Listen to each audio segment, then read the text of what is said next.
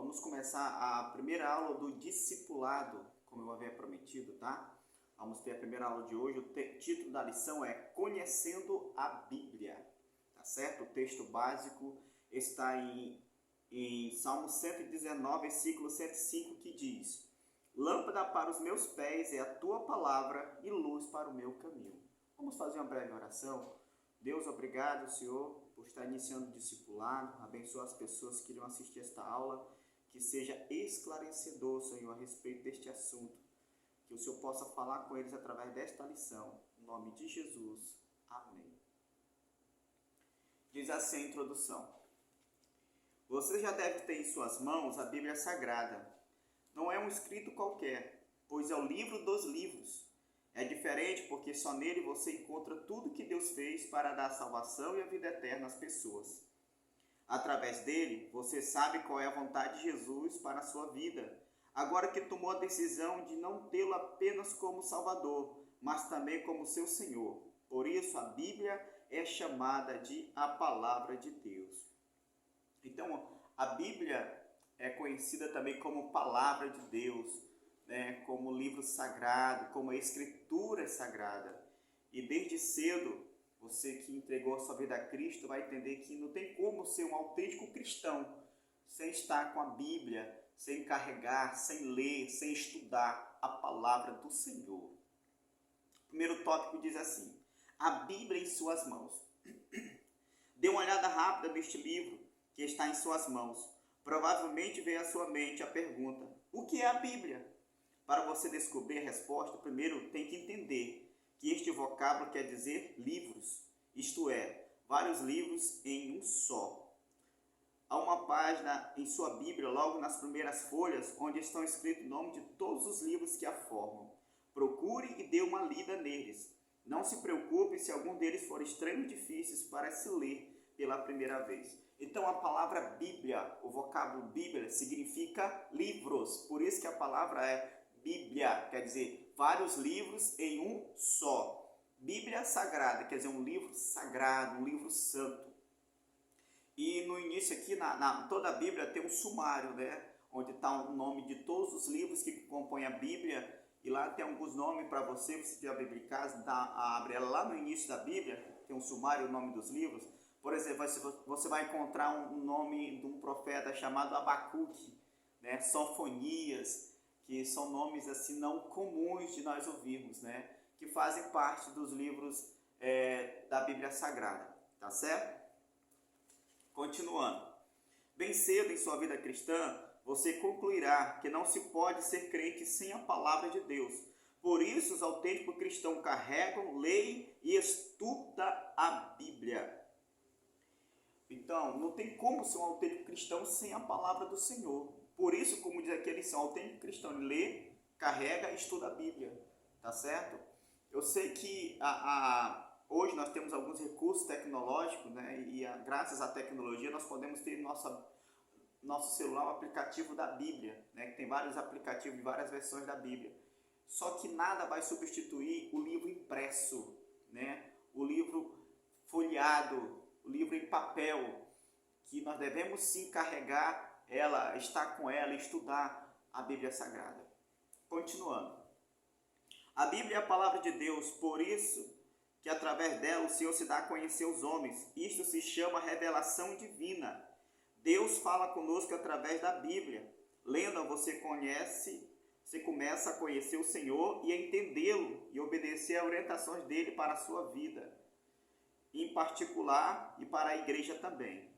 A revelação de Deus, a qual se encontra na Bíblia, foi escrita por cerca de 40 pessoas em 2 idiomas, o hebraico e o grego, bem diferente do idioma português. Então, a Bíblia Sagrada ela foi escrita por cerca de 40 pessoas, grave isso, 40 pessoas, em 2 idiomas bem diferentes do nosso, que é o português, né, a língua que nós falamos. O idioma que foi escrita a Bíblia, a primeira Bíblia, foi o Antigo Testamento, o hebraico, e o Novo Testamento, o idioma grego. Tá certo? Alguns dizem assim, mas a Bíblia ela foi escrita por homens, né? Verdade.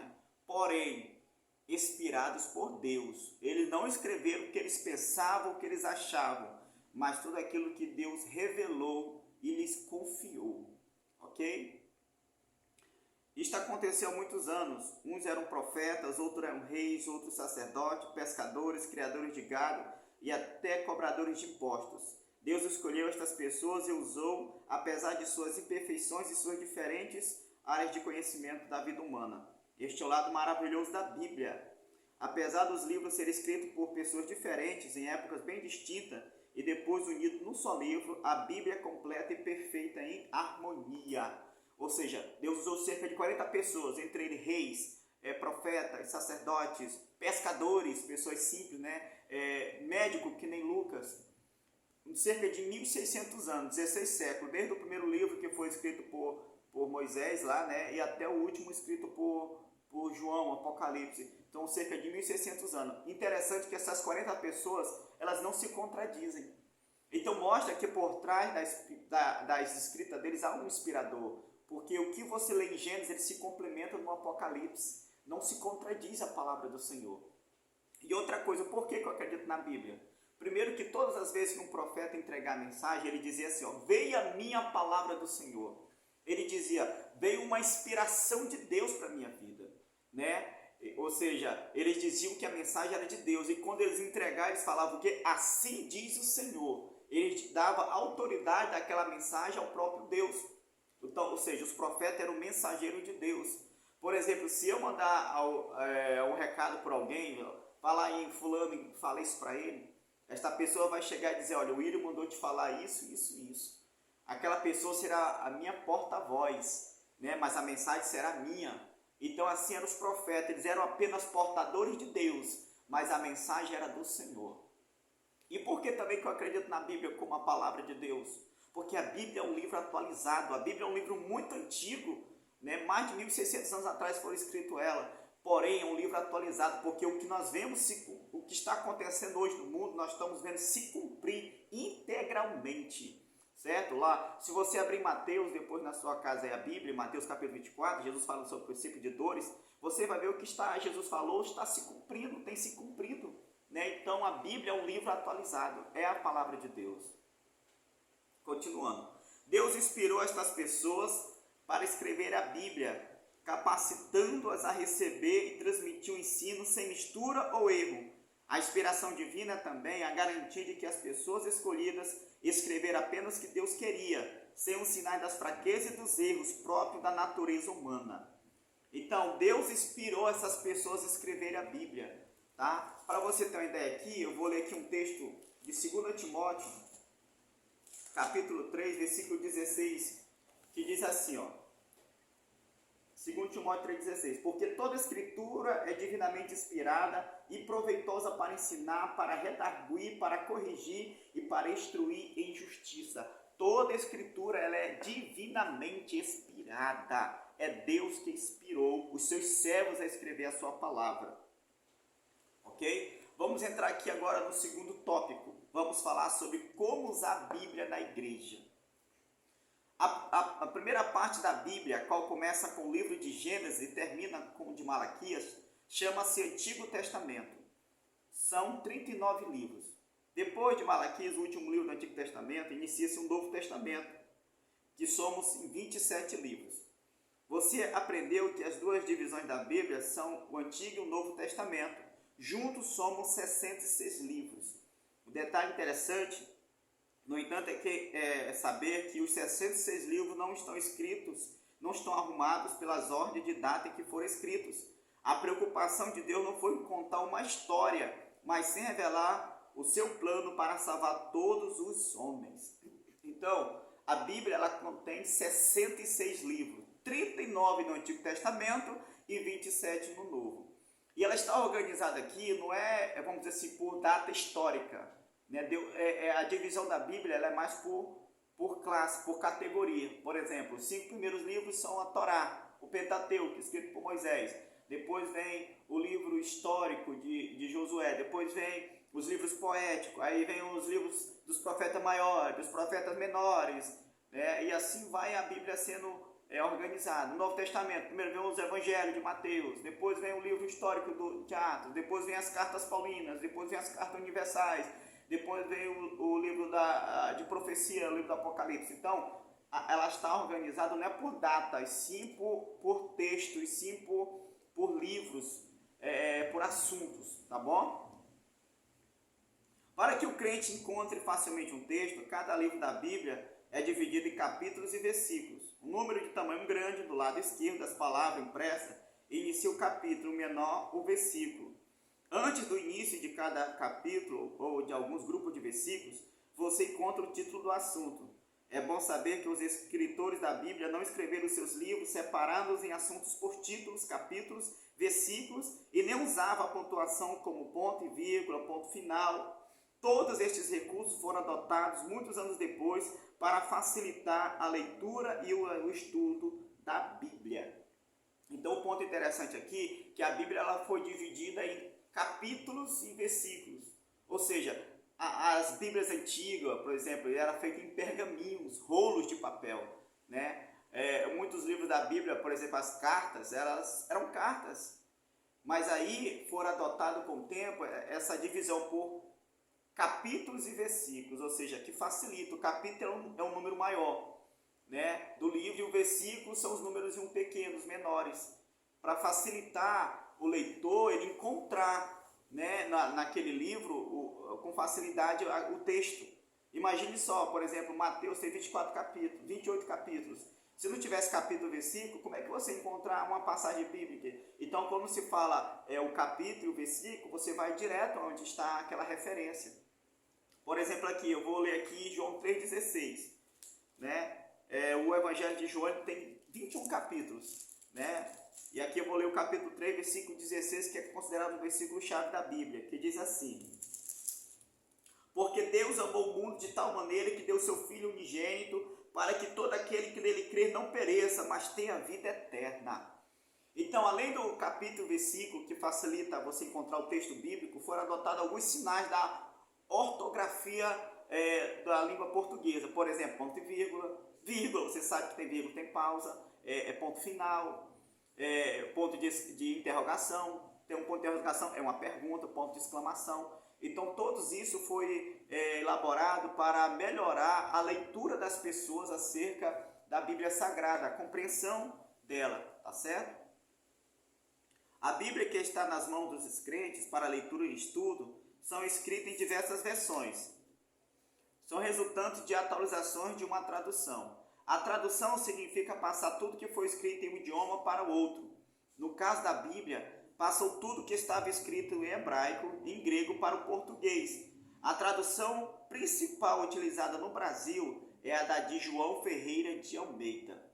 Então aqui vamos falar sobre a tradução, que a tradução é passar de tudo de uma língua para o outro idioma. Como eu falei no início, a primeira Bíblia foi escrita no Antigo Testamento hebraico e o Novo grego. Então, mas com o tempo foram transcrevendo para outros idiomas. E no caso chegou também traduzir para o idioma português. Então, a principal tradução dessa pessoa que fez a tradução do hebraico e do grego para o português foi um homem chamado João Ferreira de Almeida. É a principal tradução da Bíblia para o idioma português.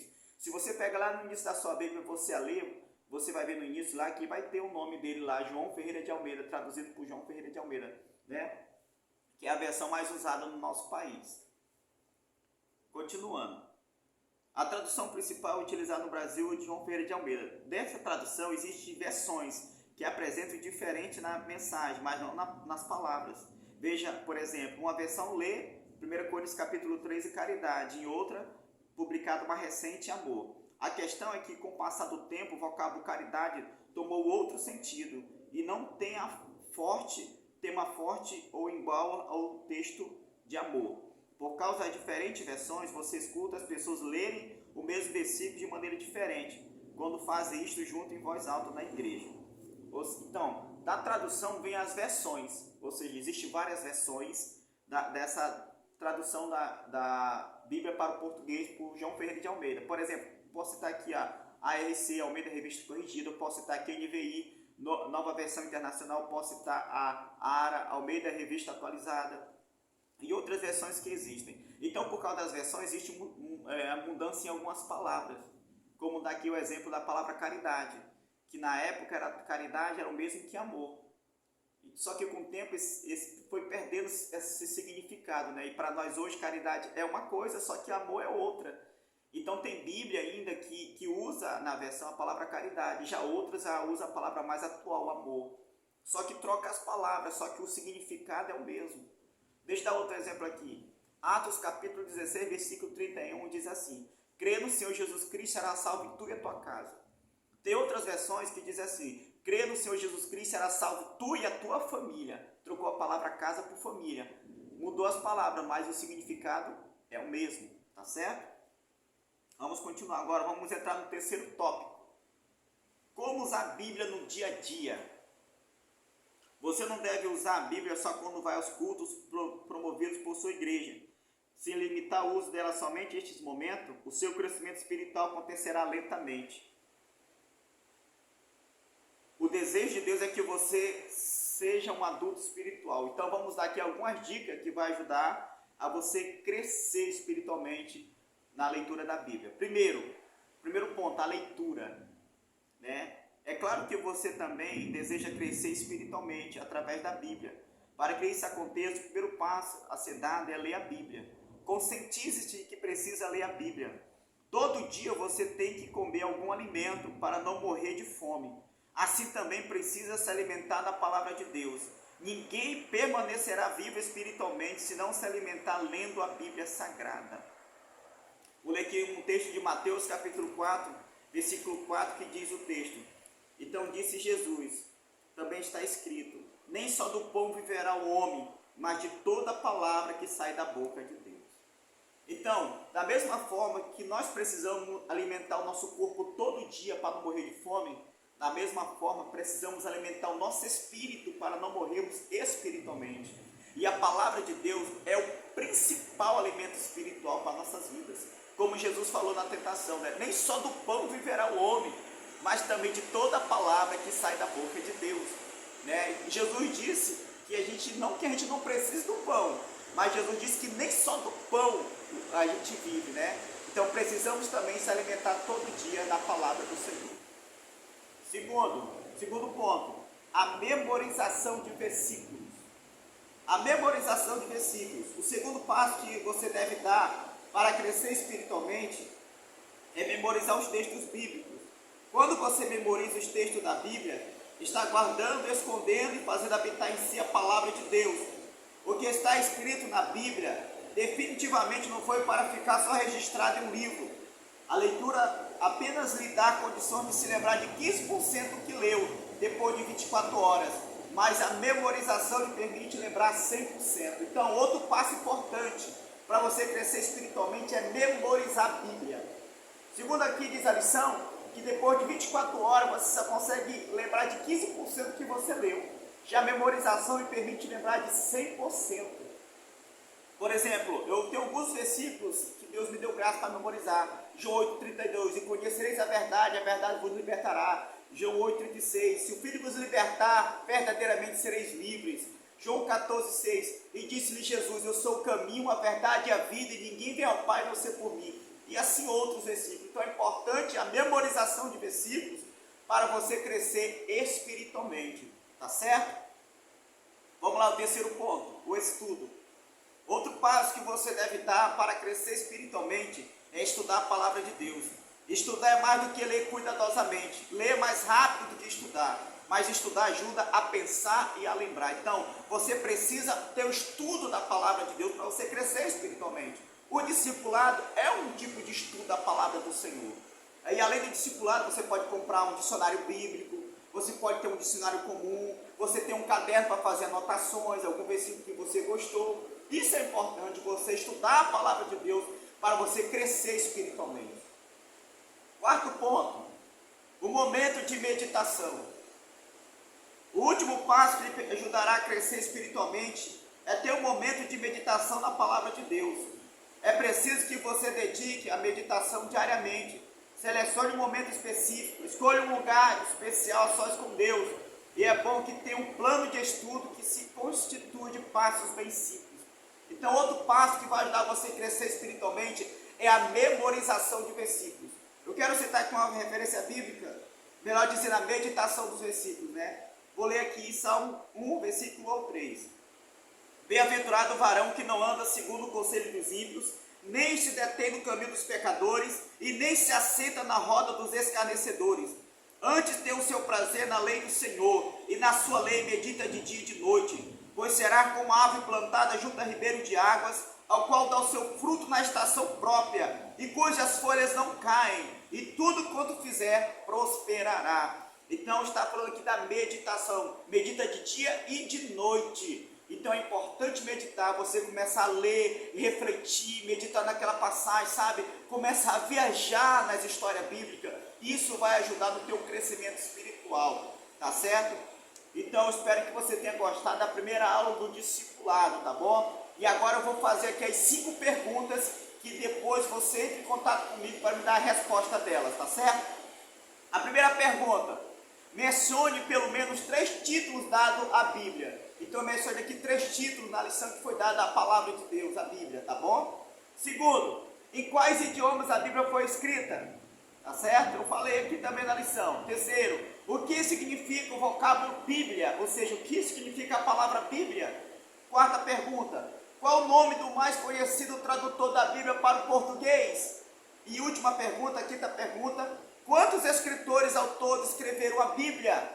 Tá certo? Então, depois você entre em contato comigo e me dê as respostas desta primeira aula, tá bom? E na próxima semana nós estaremos estudando a segunda lição do discipulado, que tem por título Conhecendo Deus, tá? É tão boa essa lição como foi a primeira, tá certo? Se você quiser entrar em contato comigo, o meu número é o DDD 97 984-01-9101. Repetindo, DDD 97 984-01-91 e 01. Que Deus te abençoe e até a próxima aula, se Deus quiser.